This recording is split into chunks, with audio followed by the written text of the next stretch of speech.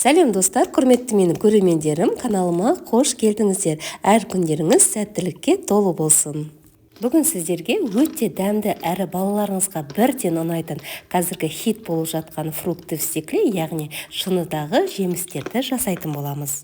Әр жеміспен әртүрлі үйлесетін шыныдағы жемістерді міндетті түрде жасап көріңіздер. Ол үшін өздеріңізге ұнайтын әртүрлі жемістерді алсаңыздар болады.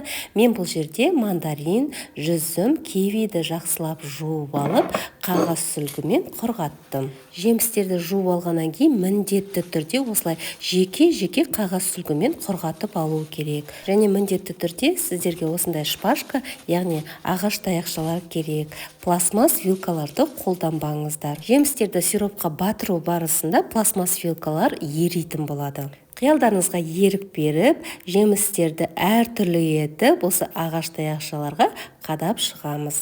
Енді сиропымызға 200 грамм қант, 70 грамм су, бір ас қасығы лимон шырынын қосып, бұрқ етіп қайнағанша қатты отта, менде 9-ға қойдым. Сосын баяу отта 25 минут қозғамай қайнатамыз. Яғни араластырмаймыз. Сироптың дайын болғанын мұздай суда тексереміз. Егер сироп осындай созылмалы болатын болса, онда сироп әлі дайын емес. Ал қатып күтірлеп сынып жатса, онда сиропымыз дайын. Пештің деңгейі әркімде әртүрлі болуына байланысты 25 минут қатып қалған қағида емес, 30 минутта қайнауы мүмкін.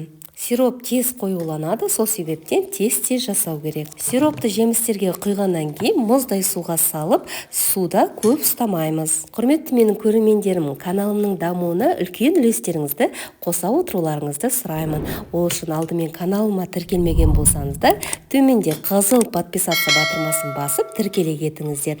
Қоңырауша белгісін бассаңыздар, ең алдымен жүктелген видеоларымды көретін боласыздар. Және осы видео сіздерге ұнаған болса, төменде поделиться батырмасын басып, әлеуметтік желіде достарыңызбен бөлісуді де ұмытпаңыздар. Комментарий бөлімінде де өз пікірлеріңізді қалдыра кетіңіздер.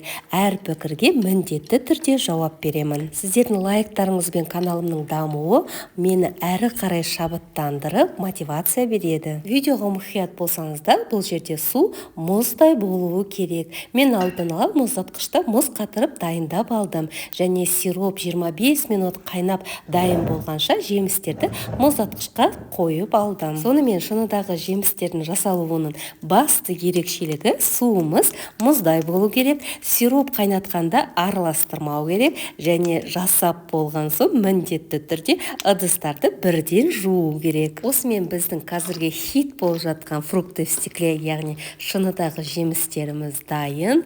Астарыңыз дәмді болсын. Сіздермен болған Нұржамал. Видеоны соңына дейін қарағандарыңызға көп рахмет. Келесі видеода кездескенше сау болыңыздар.